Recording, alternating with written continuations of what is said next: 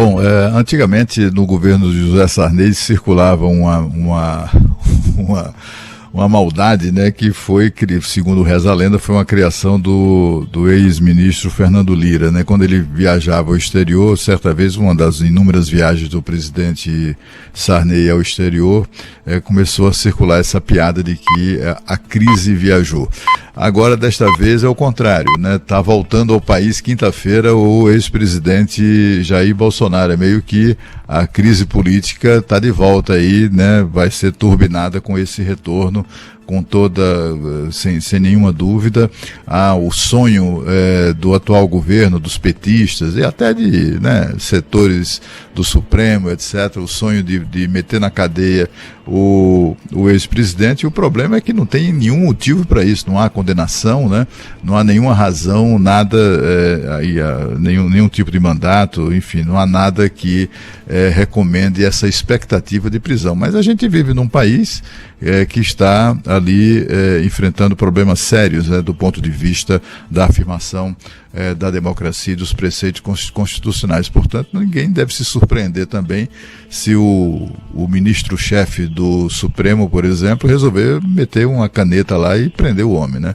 A gente viu hoje, por exemplo, o presidente, esse ministro, liberou, veja que coisa, né?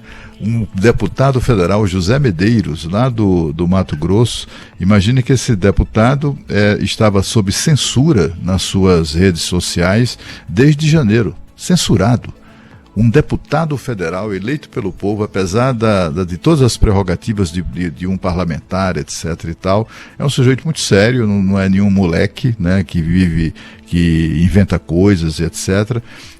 E ainda que fosse, né, pagasse por isso, né? O que não pode é simplesmente a justiça do Brasil desrespeitando a Constituição, afrontando a Constituição, acabe por determinar a censura de impedir deputados de se manifestarem nas redes sociais. A gente vive num país assim, portanto, tudo que se pode esperar. O Bolsonaro retorna quinta-feira. Ele vai morar aqui em Brasília, vai morar numa casa que foi alugada pelo o Partido Liberal, do qual será presidente de honra. Ele foi convidado e aceitou o convite para assumir esse posto ali. Foi convidado pelo presidente executivo, digamos assim, né, o CEO do PL, o Valdemar Costa Neto, e aí o Bolsonaro vai, portanto, despachar. Curiosamente, é só coisas de Brasília, né? Não tem nada a ver uma coisa com outra, mas é só um dado curioso, é que o local de trabalho do Bolsonaro será um prédio que fica exatamente em frente ao posto de gasolina aqui, de combustíveis aqui em Brasília, que deu origem, ou pelo menos inspirou o nome Lava Jato, né? A Operação Lava Jato nasceu exatamente de uma busca e apreensão no escritório de câmbio do doleiro Alberto Youssef, que funcionava numa sobreloja desse posto, desse Lava Jato famoso aqui em Brasília. Em frente a esse posto fica o prédio onde o Bolsonaro vai despachar. Enfim, vamos ter a partir de quinta-feira, portanto, a cena política muito mais movimentada com a presença do ex-presidente aqui entre nós. Eu tenho certeza que a chegada de Bolsonaro ao Brasil vai ser ali cercada por uma grande manifestação. Isso já tem sido organizado em grupos de apoiadores do ex-presidente da República, a chegada dele ao aeroporto, a volta ao Brasil, que pode se transformar ali num evento midiático, e tenho muita curiosidade de entender quais serão os passos políticos de Bolsonaro a partir desse momento. Porque aí vem o dia seguinte e a vida que segue, não é? Pelo temperamento que o presidente da República demonstrou ter durante toda a sua vida política, eu não consigo enxergá-lo, posso estar errada, mas não consigo enxergá-lo como alguém que articula a oposição no bastidor.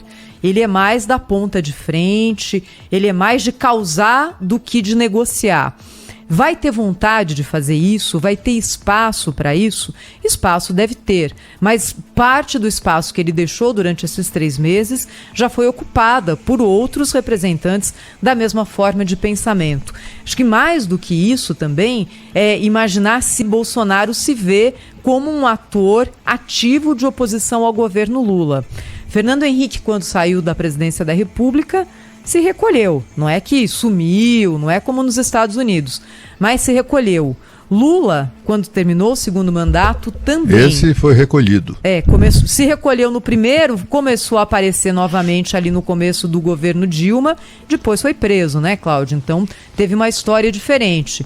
Dilma Rousseff, depois do impeachment, nunca mais ninguém ouviu falar sobre ela, a não ser naquela tentativa fracassada de se eleger senadora, e agora que ganhou esse presentão da presidência do Banco dos BRICS com salário daqueles para morar na China.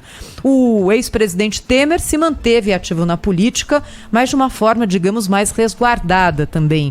Eu não consigo imaginar Bolsonaro resguardado. Então, qual vai ser o papel dele a partir de agora? Para mim é uma incógnita e eu estou muito curiosa para entender como é que isso vai se dar.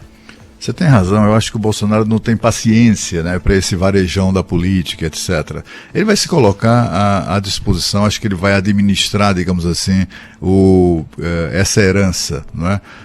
E é preciso lembrar que, né, até pela ausência dele, várias pessoas cresceram muito no campo bolsonarista, e sem dúvida nenhuma o maior destaque é a mulher dele, Michele Bolsonaro. Ela ganhará, ou já ganha, né, um protagonismo em todo o país que vai mexer com a cena política com toda certeza, né?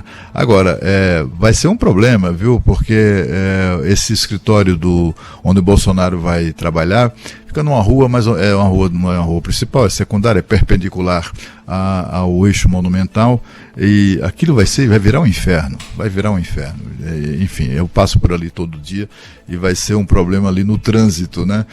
Mas de qualquer maneira, tá aí de volta, é bom que ele esteja de volta, demorou demais, né? Demorou demais fora do país, mas é bom que os brasileiros, todo brasileiro que nessas condições, com liderança a exercer, que permaneça no país, dê a cara a tapa e também exerça lá o seu papel político. Não tenha dúvida, viu, Cláudio, Thaís, que o primeiro desentendimento aí do Bolsonaro, quando houver uma oportunidade com o repórter, vai ser sobre esses presentes aí, né, questionáveis, que ainda ele não teve a oportunidade de se explicar. E tem mais um hoje aí no Estadão, tem a notícia que eu nunca vi, o cara ganhou um monte de presente lá dos árabes, agora mais um relógio Rolex, uma caneta, abotoadura, um anel aí, uma espécie de um rosário. Rolex com diamantes. Um diamante. Bom gosto esse pessoal tem, né, para dar presente. R$500.000, né, muita coisa, mais um presente. Eles têm muito dinheiro, né?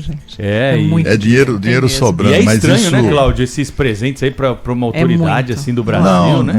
Não é estranho, assim, o que é estranho é o presidente tentar entrar no país sem declarar isso, sem colocar isso no patrimônio da União e tal, que é o que deve prevalecer, né?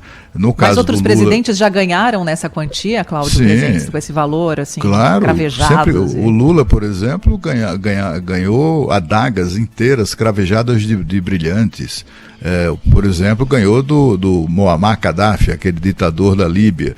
E tem escultura de camelo, também forrada de brilhantes, pedras preciosas, que o Lula ganhou.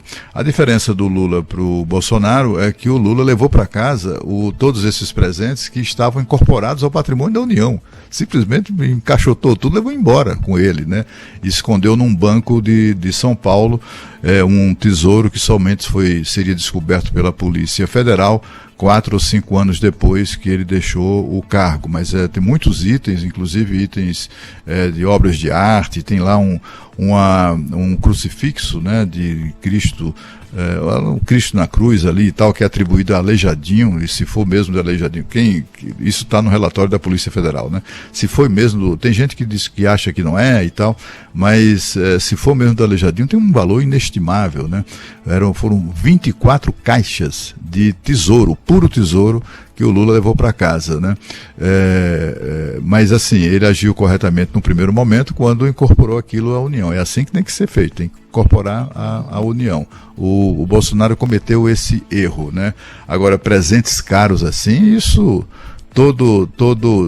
na Arábia, né? O pessoal do Golfo, naquele então, mundo árabe, muito dinheiro. É muito rico, eles são muito ricos, né? Então eles cobrem as pessoas de joias e tudo mais. Mas sabe o que estranha nesse caso, Cláudio? Pelo menos a minha, assim, é que o Bolsonaro sempre teve um estilo simplão, né? Vou pra Nova York, eu vou comer Não, até pra comer em bandejão, né, Pedro? Aí ele vem, recebe um presente desse, não apresenta pra ninguém, incorpora lá, leva, é um presente. Leva assim, meio que na mão diferente. grande, assim, na saída do governo, manda um cara lá e buscar o presente. Então é isso que chama atenção, né? E o valor, né, Pedro? Porque, olha, o patrimônio declarado por Jair Bolsonaro na eleição de 2022, tinha história aquilo que ele exatamente. amealhou durante toda a vida, 2.300.000 reais, que ele informou ao TSE. Só um desses jogos de joias valia 16 milhões. O da Chopin, 8 vezes que é uma mais do que o patrimônio inteiro, Isso. da vida inteira dele. É muito dinheiro, não é, Sônia? Isso que chama atenção. É muito dinheiro. E a pergunta... Os seguranças são armados até os dentes aqui na vitrine. E a pergunta Chopin, é válida para ele por lá. isso, né? Ele vai se irritar quando fizerem a pergunta, porque ele se irrita com esse tipo de sem pergunta. dúvida nenhuma. Mas é preciso... Vão fazer, né?